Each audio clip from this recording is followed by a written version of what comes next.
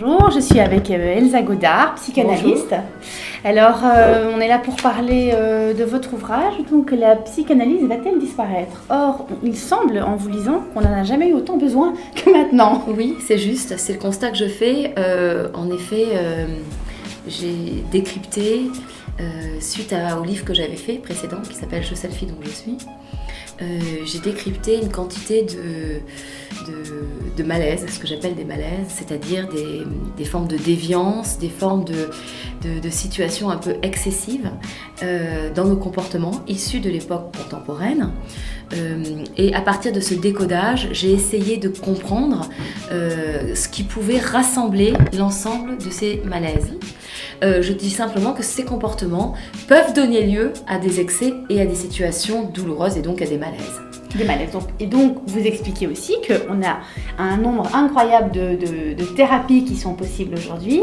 Or, selon vous, mais ça, de toute façon c'est la thèse de votre livre, on a besoin de la psychanalyse puisqu'on traite l'ego aujourd'hui. Alors, c'est une Je simplifie peut-être, oui, mais voilà. Ça commence avec Nutella. Oui, mais ça c'est... Alors ça, je trouve ça hallucinant, parce que quand on réfléchit au comportement des foules, en principe, le comportement animal fait que l'intérêt individuel ne peut pas aller contre l'intérêt collectif. On est dans un intérêt collectif.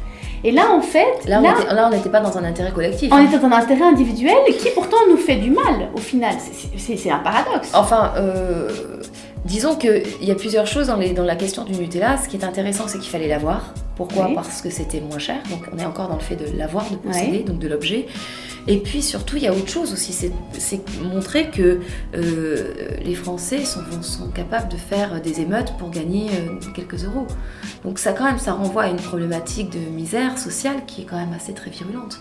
Et finalement, on pourrait presque aller jusqu'à dire que je suis ce que je représente. Peu importe ce que je suis vraiment, puisque j'apparais comme tel. Exactement. Donc il y a un contrôle qu'on peut avoir sur C'est cette le moment vie-là. où l'apparence englobe l'essence, pourrait-on dire. Voilà.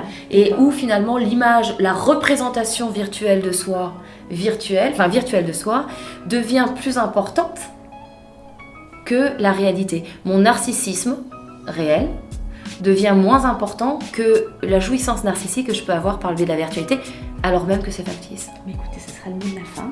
Merci Elsa Godard. Merci on a à appris vous. plein de choses, on a plein de concepts en tête. Donc maintenant, il ne reste plus qu'à se poser les bonnes questions. Et la psychanalyse ne va pas disparaître. Au Merci. contraire. Merci Elsa. Merci beaucoup. Au revoir.